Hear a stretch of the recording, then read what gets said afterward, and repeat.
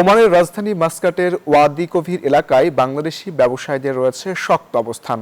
সততা ও দক্ষতার মাধ্যমে প্রবাসের সফলতার দৃষ্টান্ত গড়েছেন তারা। এমনই একজন সফল প্রবাসী ব্যবসায়ী মোহাম্মদ লিয়াকত আলী সিআইপি, যিনি প্রবাসের প্রতিকূল পরিবেশে কঠোর পরিশ্রম করে গড়েছেন কয়েকটি ব্যবসা প্রতিষ্ঠান, কর্মসংস্থান সৃষ্টি করেছেন বহু বাংলাদেশির। ওমান থেকে পলাশিলা রিপোর্ট।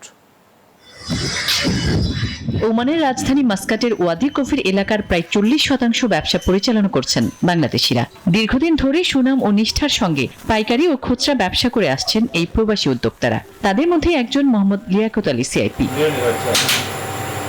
চট্টগ্রাম জেলার চন্দনাইশ উপজেলার মোহাম্মদ লিয়াকত আলী জীবনের পরিবর্তনের আশায় 1981 সালে পাড়ি জমান ওমানে। প্রবাস জীবনের শুরুতে একটি প্রতিষ্ঠানে চাকরির মাধ্যমে কর্মজীবন শুরু করেন তিনি।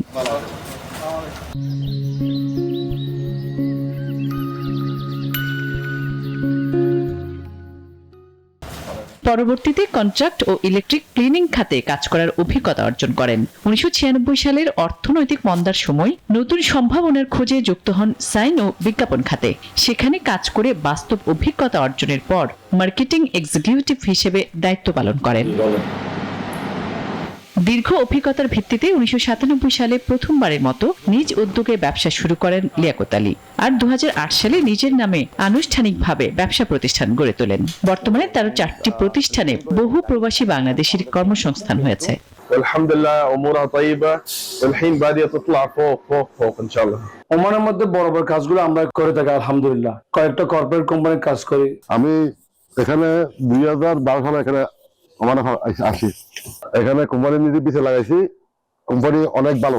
ব্যবসার পাশাপাশি বিভিন্ন সামাজিক ও মানবিক কর্মকাণ্ডেও সক্রিয় এই সফল প্রবাসী। পরবাসী বাংলাদেশিদের পাশে দাঁড়িয়ে সহযোগিতার হাত বাড়িয়ে দিচ্ছেন নিয়মিত। সততা, অধ্যাবসায় আর মানবিকতাই তাকে গড়ে তুলেছে একজন অনুপ্রেরণাদায়ী রেমিটেন্স যোদ্ধা হিসেবে। আলহামদুলিল্লাহ, অনেক ভালো। Desk report, news 24।